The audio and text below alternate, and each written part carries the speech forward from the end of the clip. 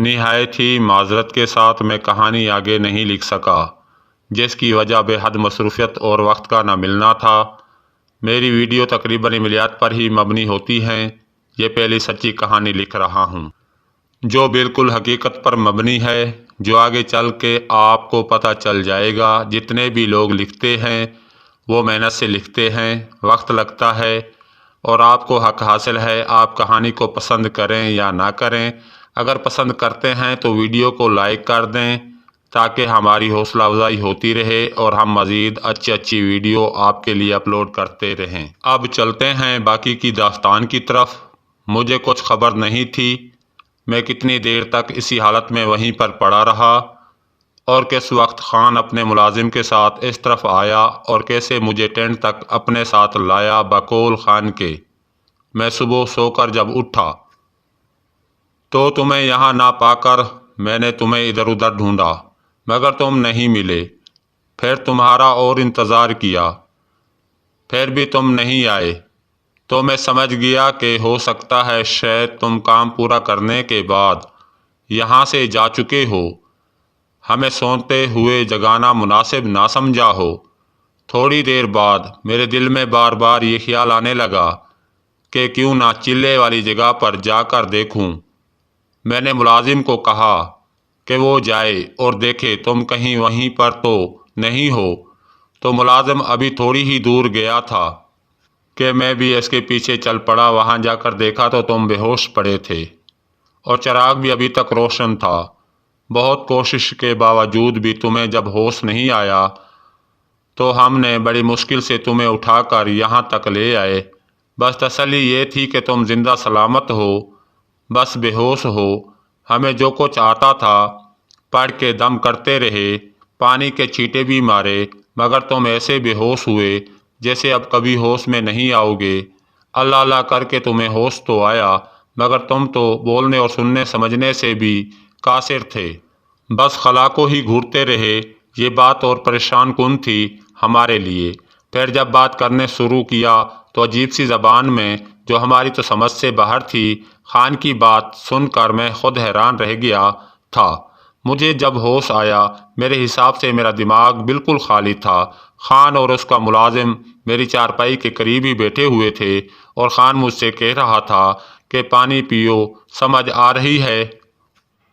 میری بات گزری ہوئی رات کا قصہ تو مجھے یاد ہی نہیں تھا۔ سب سے پہلا احساس جو مجھے ہوا، میں نے جسے محسوس کیا وہ میرے سر کا بوجھ تھا۔ ایسا لگتا تھا جیسے ہزاروں شہد کی مکھیوں نے ایک ساتھ مل کے میرے سر پہ ڈنگ مار دیے ہوں۔ سر پر ہاتھ پھیر کر اپنی تسلی کی کہیں کوئی چوٹ وغیرہ تو نہیں لگی۔ ایک بوجھ تھا جو سر پر اٹھ رہا تھا مگر پتہ نہیں کیا۔ میں خان سے یہ کہنے کی کوشش میں تھا کہ میرے سر پر ہاتھ رکھ کے سورۃ ناس اور فلق پڑھو مگر آواز ہی نہیں نکلتی تھی۔ خان نے پانی پلایا اور کہا کہ لیٹ جاؤ۔ میرا سر بائیں طرف جھکا ہوا تھا، اسی بوجھ کی وجہ سے میں تکیے پر سر رکھ کے لیٹ گیا۔ پھر تھوڑی دیر بعد مجھے مسحور کن خوشبو سی محسوس ہونے لگی۔ ایسی خوشبو میں نے اس سے پہلے کبھی محسوس نہیں کی تھی۔ اس خوشبو میں ایسا جادو تھا کہ میرے سر سے آہستہ آہستہ بوجھ ہٹنے لگا، دل دماغ اپنی جگہ واپس پلٹنے لگا۔ حیرت انگیز طور پر میں ایسے ہو گیا تھا جیسے مجھے کچھ ہوا ہی نہ ہو۔ میں نے لیٹے لیٹے خان سے جو پہلی بات کی وہ یہ تھی کہ خان یہ خوشبو کیسی ہے، کس نے لگائی ہوئی ہے؟ خان نے کہا مجھے تو کوئی خوشبو نہیں آ رہی۔ میں نے کہا یار بہت زیادہ میں اس خوشبو کو محسوس کر رہا ہوں، اس خوشبو کی وجہ سے میں ٹھیک ہوا ہوں۔ خان حیرت سے مجھے دیکھنے لگا۔ وہ سمجھا شاید میں اب بھی پہلے والی ہی کیفیت میں مبتلا ہوں۔ اب مجھے وہ ساری کارروائی یاد آنے لگی، میں کیسے بے ہوش ہوا تھا اور اب خان کے ٹینٹ میں ہوں۔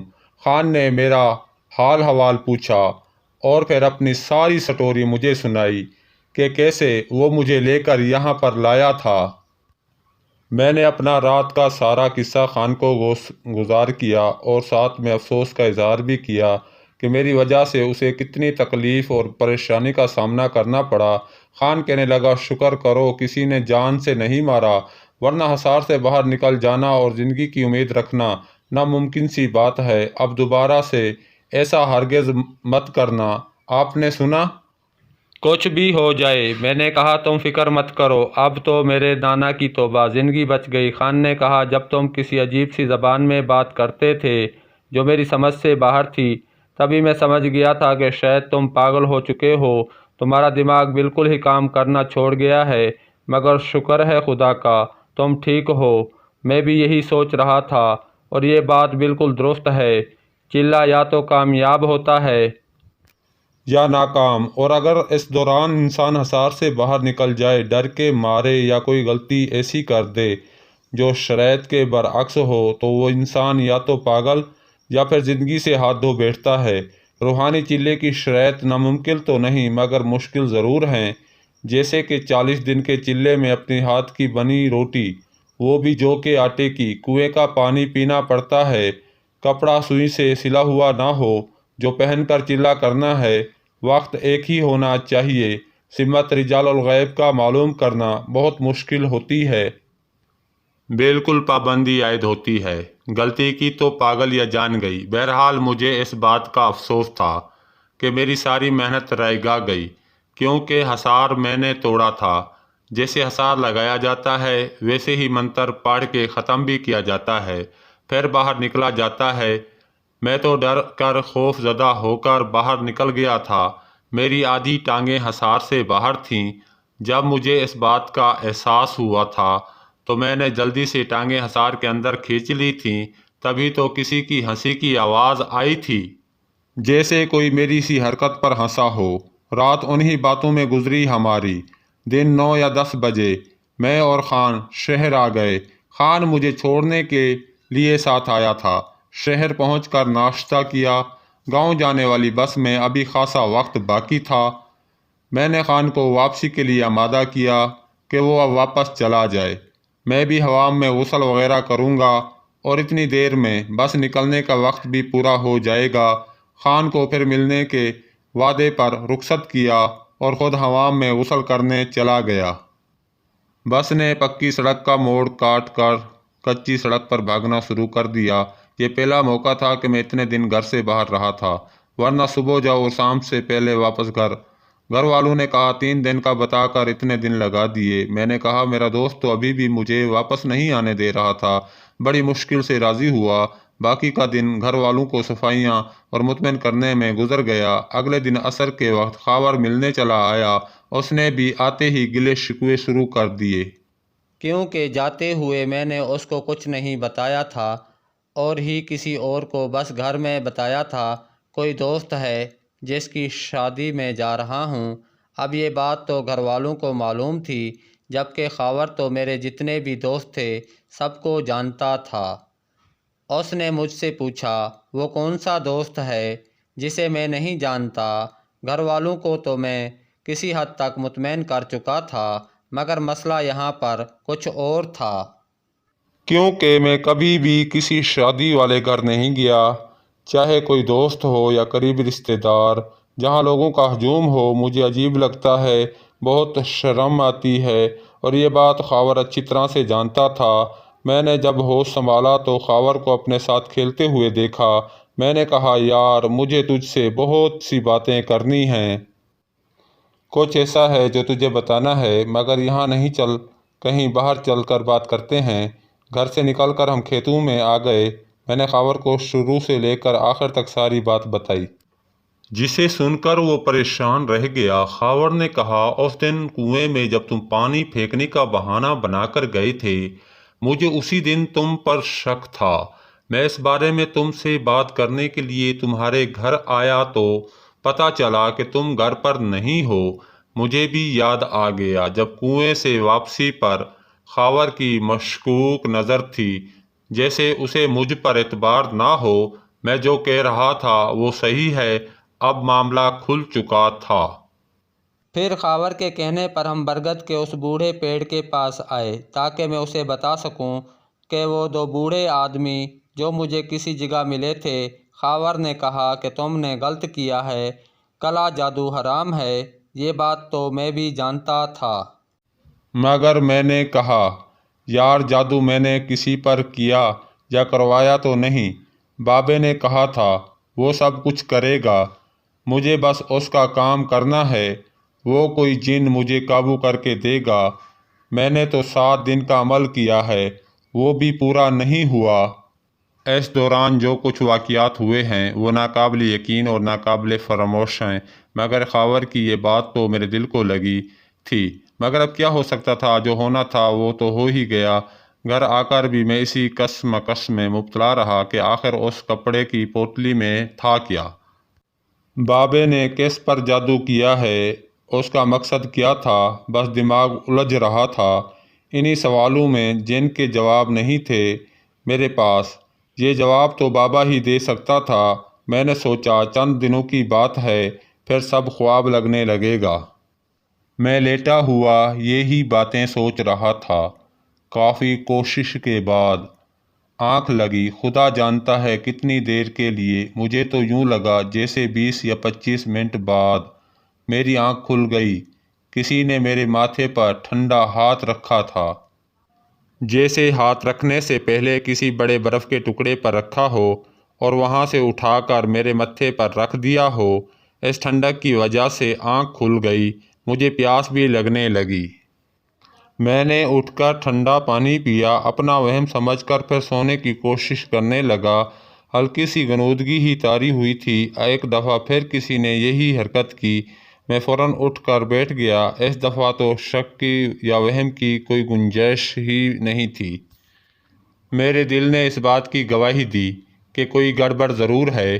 میں نے گلاس میں تھوڑا سا پانی لے کر آیت الکرسی اور نعت علی پڑھ کے پانی پر دم کیا اور کمرے کے چاروں کونوں میں چھڑک دیا، کیونکہ یہ بات ہم کتابوں میں اور بزرگوں سے بھی سنتے آئے ہیں کہ کچھ شیطان رات کو سوئے ہوئے لوگوں کو خوفزدہ کرتے ہیں، سونے نہیں دیتے، جیسے پاؤں کا انگوٹھا پکڑ کر ہلا دیتے ہیں، یا سوئے ہوئے انسان کو جھٹکے لگتے ہیں، یا سینے پر دباؤ کا بڑھنا وغیرہ وغیرہ۔ شیاطین کا یہ گروہ اسی کام پر مامور ہے، یہ بات حدیث میں بھی ملتی ہے۔ خیر رات باقی کی آرام سے گزر گئی۔ اب تو کہیں آتے جاتے ہوئے اکثر اچانک خوشبو آنے لگتی، دل دماغ پر چھا جاتی تھی۔ میرے پاس کافی اچھے پرفیوم اور عطر تھے، مگر یہ خوشبو الگ ہی قسم کی تھی۔ میں نے دن نوٹ کرنے شروع کر دیے، زیادہ تر منگل اور بدھ کو یہ خوشبو آتی، اور یہ بات بھی میں نے نوٹ کی جب میں دنوں کا حساب لگاتا تو خوشبو آنے کے دن بدل جاتے، اور کبھی کبھی تو ساری ساری رات خوشبو آتی تھی۔ ایک رات میں نے دروازے کو اندر سے بند کیا، بستر پر لیٹ گیا۔ ایک ناول کی کتاب تھی جو میں خاور سے لے کر آیا تھا، جو طارق اسماعیل ساغر صاحب کی شہرت کا باعث بن گئی۔ میں ایک جاسوس تھا۔ میں اس ناول کو پڑھ رہا تھا، انتہائی دلچسپ ناول ہے۔ پڑھتے پڑھتے مجھے نیند آنے لگی، مگر ناول کمال کا تھا۔ میرا سونے کا موڈ بالکل نہیں تھا، لیکن نیند کا غلبہ بڑھنے لگا تو میں نے کتاب سے نظر ہٹا لی، گردن کے پیچھے تکیے کو سیٹ کر کے ٹیک لگا لی اور سامنے والی دیوار کی سمت دیکھنے لگا۔ ایک 7 یا 8 سال کی انتہائی خوبصورت بچی کھڑی تھی۔ میں نے آنکھوں کو زور سے بند کر کے کھولا تو وہ بچی تھوڑی اور بڑی ہو گئی۔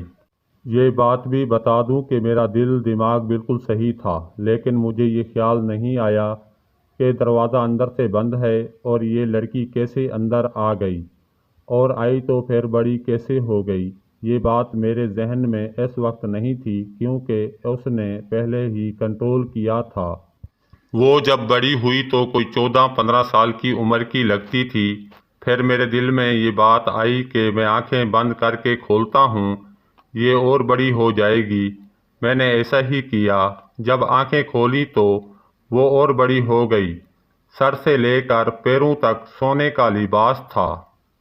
اس نے اس قدر زیورات پہن رکھے تھے اور میری اس حرکت پر مسکرائی، جیسے آنکھیں بند کرنے والی بات اسی نے میرے دل میں ڈالی ہو۔ یہ وہی عورت تھی جس کو چلے کے دوران میں نے دیکھا تھا۔ سردی کی لہر میرے پورے جسم میں دوڑ گئی، زبان تھی بالکل ساکت میں، تو بس اسی کی طرف ٹکٹکی باندھے دیکھ رہا تھا۔ میں جیسے تھا بالکل اسی حالت میں بت بنا نگاہیں اسی عورت پر جمائے دیکھتا ہی رہا۔ سانسیں تھیں جو چل رہی تھیں، باقی میں ساکت کی حالت میں تھا۔ وہ عورت مسلسل مسکرا رہی تھی۔ پھر میرے دیکھتے ہی دیکھتے اس کا قد اتنا بڑا کہ چھت کے ساتھ لگنے لگی۔ میں بھی انسان تھا۔ یہ منظر ناقابل یقین تھا اور میرے لیے تو ناقابل فراموش بن چکا تھا۔ مارے خوف کے حالت غیر ہو گئی۔ بس اس کو خود ظاہر ہونا تھا اور مجھے دیکھنا تھا۔ میں پہلے بھی بتا چکا ہوں کہ جنات انسانی دماغ کو پڑھنے میں ماہر ہیں، انسان کا دماغ کنٹرول کر سکتے ہیں۔ بعض لوگ کہتے ہیں ایسا ممکن نہیں، انسان تو اشرف المخلوقات ہے، عقل بہت ہے۔ اس میں یہ صحیح ہے، مگر شیطان کا تجربہ کہیں زیادہ ہے۔ لاکھوں سالوں سے اسی نے انسانوں کو بہکایا ہے۔ ہر چیز میں عقل موجود ہے، صرف فرق اتنا ہے کہ انسان کے پاس عقل سلیم ہے جبکہ دوسری مخلوق اس کے برعکس ہے۔ مگر تجربات جنات کا زیادہ ہے، جن کی عمر 3000 سال سے زائد ہوتی ہے۔ اس عورت نے میرا دماغ پڑھا، پھر خود کو ظاہر کیا، میرا ڈر خوف ختم کیا۔ پھر مجھے خوف زدہ کیا اور میں ڈر گیا۔ اب بھاگ کر دروازہ کھولنے کے چکر میں تھا، مگر ایسا محسوس ہوتا تھا جیسے سارا جسم بے جان ہو گیا ہے۔ دماغ تھا، سوچ تھی، مگر حرکت نہیں کر سکا۔ زبان بھی بے زبان ہو گئی تھی، شور بھی نہ مچا سکوں۔ ہر طرف سے اس نے کنٹرول کیا تھا۔ میں نے آنکھیں بند کر لیں۔ خوف کے مارے آنکھوں میں اتنی جلن ہونے لگی کہ آنسو بہنے لگے۔ میں نے آنکھیں کھول دیں، مگر زور زور سے بند کرتا، کبھی کھولتا۔ جلن کی وجہ سے پھر وہی خوشبو آنے لگی جو میں کبھی کبھی محسوس کیا کرتا تھا۔ آنکھوں کو کچھ سکون ملا تو میں نے اس عورت کو دیکھا۔ وہ میری طرف دیکھ کر ہنس رہی تھی۔ اس نے قدم میری جانب بڑھایا۔ پہلے قدم پر ہی چھن پھر چھن اتنی آواز کی تھی کہ پورا محلہ جاگ جائے، مگر حیرت تھی کہ گھر والوں میں سے کوئی بھی بیدار نہ ہوا۔ اچانک وہ زور زور سے ہنسنے لگی۔ میری زبان بند تھی۔ اس کے اور منتر بھی مجھے یاد تھا جس کے زیر اثر تھی۔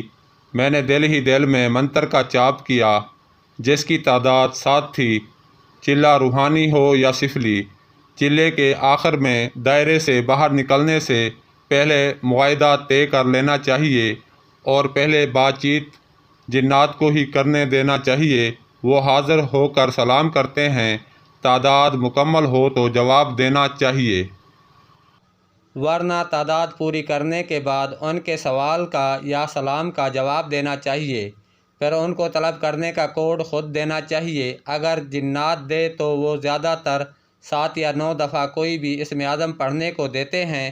ہفتہ اور اتوار کا دن اکثریت میں یہی چلتا ہے۔ ایک چیز جو سارے عامل چلا کرنے والے کرتے ہیں وہ ہے جنات کا سامنے نہ آنا، اگر آنا بھی تو وہ کسی اچھی شکل میں۔ کیوں اکثر لوگوں نے دیکھا ہوگا کہ جب بھی کوئی عامل کسی جن ذات شخص کا علاج کرتا ہے تو آنکھیں بند کر کے اپنی انگلیوں پر 7 یا 9 دفعہ کوئی بھی اسم اعظم پڑھتا ہے، پھر اچانک عامل کپ کپاتا ہے۔ یہ اس بات کا سگنل ہوتا ہے کہ جن غیبی حالت میں آ کر عامل کے کندھے یا بازو پر ہاتھ یا پھر چٹکی کاٹتا ہے جس سے عامل کپ کپاتا ہے۔ پھر وہ مریض کے متعلق عامل کے کان میں معلومات دیتا ہے۔ مسئلہ یہ تھا، چلہ تو کیا تھا، مگر اس عورت کے حاضر ہونے اور معاہدہ طے کرنے سے پہلے ہی میں ہوش گنوا بیٹھا تھا، ورنہ وہ پوری طرح سے میرے قابو میں ہوتی، مطلب مجبور ہو جاتی۔ مگر اب تو گنگا الٹی بہہ رہی تھی۔ وہ اب مجھ سے کھیل تماشا کر رہی تھی، خوفزدہ کر رہی تھی۔ اس کے دن بھی مجھے معلوم نہیں تھے۔ خوشبو منگل اور بدھ کو زیادہ آتی تھی۔ اس کے آنے پر مجھے 7 دفعہ وہی منتر پڑھ کر اس کا حصار کرنا تھا۔ پھر یہ اس عمل کے قابو میں آ جاتی اور ہر دن اسی منتر کو مجھے ایک مخصوص تعداد تک پڑھنا تھا تو یہ قابو میں رہتی۔ مگر اب تو بازی اس کے ہاتھ میں تھی، قابو تو وہ عمل کے تھی، میرے نہیں۔ میں نے جیسے عمل دل میں شروع کیا تو اس نے مجھے روک دیا کہ تمہارے پاس موقع تھا، مگر اب نہیں۔ تم جو اپنے گھر میں ہو تو میری ہی وجہ سے ہو، ورنہ اسی جنگل میں پڑے ہوتے۔ میں نے ہی تمہارے دوست کے دل میں بات ڈالی تھی، اسے مجبور کیا تھا، وہ تم تک پہنچا۔ میں تو دوسرے دن ہی وہاں پر آ گئی تھی، تمہیں خوفزدہ کیا مگر مارا نہیں۔ تم نے مجھے آنے پر کیوں مجبور کیا تھا؟ کیونکہ تمہیں جن چاہیے تھا۔ یہ جواب میرے دل دماغ سے وہ لے لیتی تھی۔ میں جو بھی سوچتا تھا وہ میرا دماغ پڑھ لیتی تھی۔ اب مجھے یہ تسلی تھی کہ یہ مجھے کوئی نقصان نہیں پہنچائے گی، کیونکہ اگر اس نے ایسا کرنا ہوتا تو اب تک کر چکی ہوتی۔ اس نے کہا، اس بات کا ذکر کسی سے ہرگز مت کرنا ورنہ نقصان اٹھاؤ گے۔ یہ وہ آخری بات تھی جو اس نے مجھ سے کی، اور وہ غائب ہو گئی۔ مجھے کچھ پتہ نہیں چلا۔ مجھے اس قدر نیند آئی، میں اسی حالت میں سو گیا۔ اب تو یہ معمول تھا، اس کے آنے کی خبر اس کی خوشبو سے پتہ چل جاتی تھی۔ میں نے کسی سے اس بارے میں بات چیت نہیں کی تھی۔ وہ میری زبان کو ساکت کر دیتی تھی۔ سمجھ بوجھ کی صلاحیت ٹھیک تھی، جسم بے جان اور زبان بند ہوتی تھی میری، اور پھر شدید نیند آ جاتی تھی۔ ایک دوپہر جب میں اپنے کمرے میں بیٹھا ہوا تھا، مجھے پروں کے پھڑپھڑانے کی آواز آئی۔ میں نے سوچا شاید کمرے میں کوئی پرندہ آیا ہو۔ میں نے پردے پیچھے کر کے کمرے کے دوسرے حصے کی طرف نگاہ دوڑائی، مگر کچھ نہ تھا۔ اچانک پھر آواز آئی، پروں والی، کچھ نہ تھا۔ میں واپس اپنی جگہ پر آنے لگا تو ہنسنے کی آواز آئی۔ میں نے پھر مڑ کر دیکھا تو وہی کھڑی مسکرا رہی تھی مجھے دیکھ کر، اور پھر دیکھتے ہی دیکھتے میری آنکھوں کے سامنے غائب ہو گئی۔ باقی آئندہ۔